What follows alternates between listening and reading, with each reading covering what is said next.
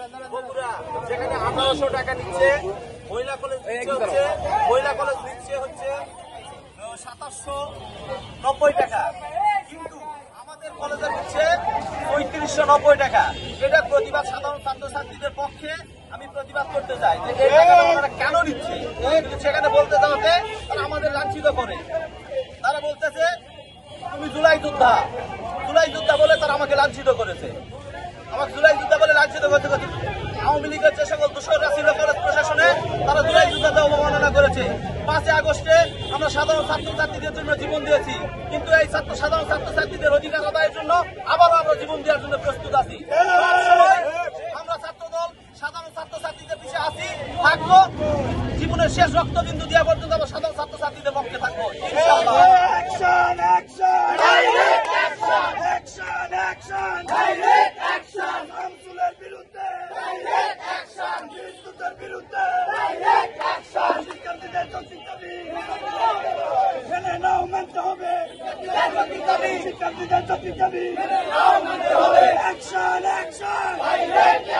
দুর্নীতিবাজের বিরুদ্ধে, শামসুলের বিরুদ্ধে, অধ্যক্ষের বিরুদ্ধে, বিদ্যুতের বিরুদ্ধে লড়াই চাই,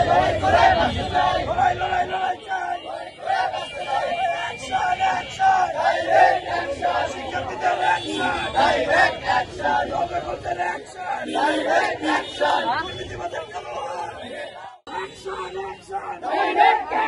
এই মুহূর্তে দরকার শামসুলের পদত্যাগ, এই মুহূর্তে দরকার শামসুলের পদত্যাগ, মুনিরুলের পদত্যাগ, এই মুহূর্তে দরকার শিক্ষক, ছাত্র এবং যে বিষয়ে মন কষাকষি হয়েছে সংশ্লিষ্ট সকলের কাছে আমি জানাচ্ছি যে আমাদের আজকে কলেজে একটা বড় অনার্স ফাইনাল পরীক্ষা আছে, এই জন্য শিক্ষকেরা এখন সবাই বিজি আছে বলে 5:30টায় পরীক্ষা শেষ হলে আমি 6টার সময় বিভাগীয় প্রধানদের নিয়ে বসবো। ওই বৈঠকেই তদন্ত কমিটি হবে। তদন্ত কমিটির মাধ্যমে আমরা নিশ্চিত হবো যে আসলে কি অপরাধী। মানে অনেকের নামে দাবি আসছে ঠিকই, এবং তারা সত্যি অপরাধী, কিন্তু মিনিমাম একটা তো দৃশ্যমান একটা উদাহরণের সাথে থাকা লাগবে। এটা দেখে আমরা আমাদের সীমার মধ্যে যে ব্যবস্থা করার আছে সেটা আমরা করবো। আসলে কি যে সমস্ত দাবি করছে সবই আমার আয়ত্তের মধ্যে পড়ে। এখন আমার আয়ত্তের মধ্যে যেগুলি পড়ে সেগুলি আমি পারবো, আর যেগুলি আমার আয়ত্তের মধ্যে পড়ে না, যেমন আমারই পদত্যাগ বা বদলি, এটা তো আমার হাতের নয়। আমার ঊর্ধ্বতন কর্তৃপক্ষ আছে, মিনিস্ট্রি অফ এডুকেশন, ওখানে অভিযোগ আপনারা করতে পারেন। বিদ্যুৎ সার সম্বন্ধেও একই অভিযোগ, স্বতন্ত্র কমিটি, এটাও আমার হাতের না, এটাও মিনিস্ট্রিতে আবেদন করা যেতে পারে। ফলে আমাদের যে কোনো শাস্তি, পদত্যাগ হোক, বদলি হোক, সাসপেন্ড হোক, আমি সিটি পেলে 30 মিনিটের মধ্যে সার্চ বুঝে চলে যাবো। আমার এখানে থাকার কোনো বিশেষ ইয়ে নাই, যাকে আমার থাকতেই হবে। এনিহাও আমার নামও আপনার অভিযোগ করেন, রেজিস্ট্রিতে করেন। যদি আমি দোষী প্রমাণিত হয়, আমার বদলি হোক, সাসপেন্ড হোক, হলে আমি সিটি পেলে 30 মিনিটের মধ্যে আমি সার্চ বুঝে দিব। আর আমি দুর্নীতিবাজ নই, আমি ফ্যাসিস্ট নই, আমি আওয়ামী লীগ নই, আমি একজন সরকারি কর্মকর্তা। গত 30 বছর যাবৎ আমি গোটা বাংলাদেশের 10টি জেলায় 10টি কলেজে চাকরি করেছি। আমার কখনো সুনামের অভাব হয়নি। এখানে যেভাবে মিছিল মিটিং হচ্ছে, দুর্নীতিবাজের হাত ভাঙ্গ, পা ভাঙ্গ ইত্যাদি, আমি দুর্নীতিবাজ নই, আমি কোনো টাকা পয়সা মারিনি। বরং গত 20 বছরের মধ্যে নওগাঁ সরকারি কলেজে যে সমস্ত দৃশ্যমান উন্নয়ন কাজ করা হয়েছে, এটা গত 20 বছরে হয়নি। কর্মচারীর সংখ্যা এখানে বেশি, 105 জন বা 4 জন কর্মচারী আছে। এই নিয়োগটা আবার আমলে তো নয়কো, আমি আসার 5, 10, 15, 20 বছর আগের কর্মচারী। আমি শুধু তাদের কিছু বেতন বাড়িয়েছি। দীর্ঘ 10 বছর পরে আমি এই বছর কারো 2000, কারো 3000 পর্যন্ত বেতন বাড়িয়েছি।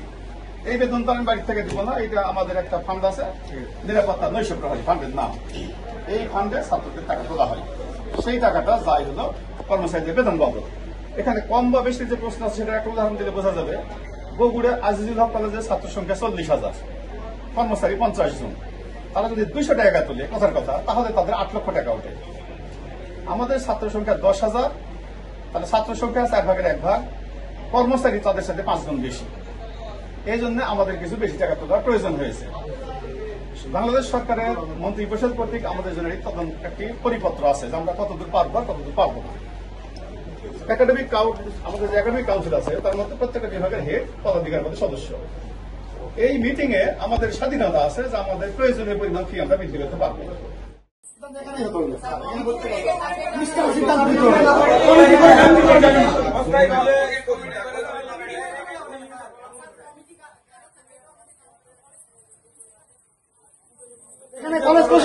কলেজ প্রশাসনের উপরেই আমাদের অভিযোগ, সেখানে কলেজ প্রশাসন কমিটি করে আমাদের কি সিদ্ধান্ত নিতে হবে?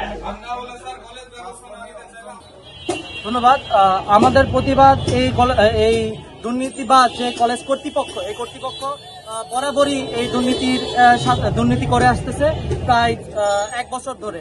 আমরা এর বিপক্ষে বারবার দাঁড়িয়েছি, কিন্তু আমাদেরকে সন্ত্রাসবাদ বহিরাগত আখ্যা দিয়ে তারা কিছু শিক্ষার্থীদের নিয়ে, শিক্ষকদের নিয়ে, এমনকি তাদের লাঠিয়াল বাহিনী অর্থাৎ এই কর্মচারীদের নিয়ে তারা বরাবরই আন্দোলন করে, বরাবর আমাদের বিপক্ষে আন্দোলন করে আসছে। এমনকি এই কলেজের যে প্রিন্সিপাল আছে উনি আমাদেরকে বরাবরই বলে আসছে যে নওগাঁ সরকারি কলেজ কোনো টোকাইদের, কোনো বহিরাগতদের অবস্থানের জায়গা না।